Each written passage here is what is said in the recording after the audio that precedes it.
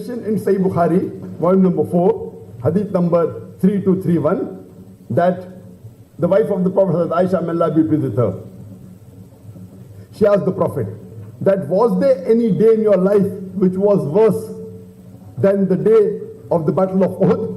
Which is the worst day of your life? So the Prophet said, yes, it was the day of Al-Aqaba in Taif.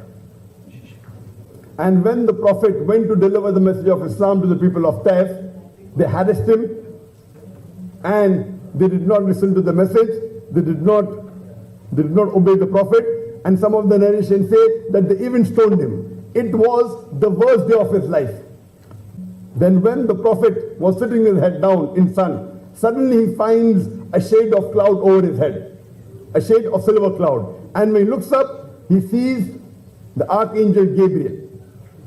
He sees Jibril alayhi salam. And Jibril alayhi salam says that Allah has witnessed what they did to you and how they behaved with you. So Allah has sent the angels of mountain to help you. And Jibril alayhi salam, he calls the angel of mountain. When the angel of mountain comes, he says to the Prophet that your Lord has sent me and he has witnessed and heard how did the people behave with you. You command, what should I do? Whatever you say, I will do. Do you want me to bring both the mountains of Makkah together? Do you want me to get both the mountains close to each other so that the people will be crushed to death in between them?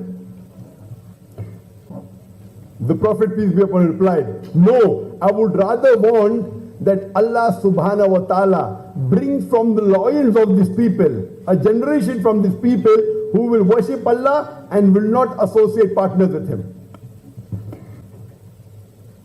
Imagine the Prophet says it was the worst day of his life.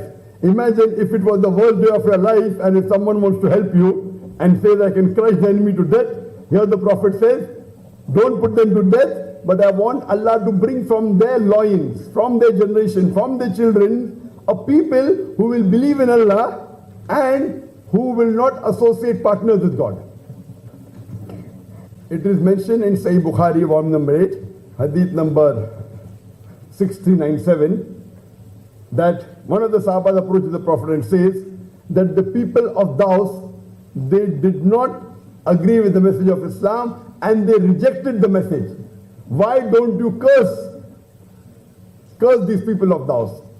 And the Sahabas, they thought, now the Prophet would curse the people of Daus. But the Prophet said, oh Allah, guide the people of Daus so that they come close to us.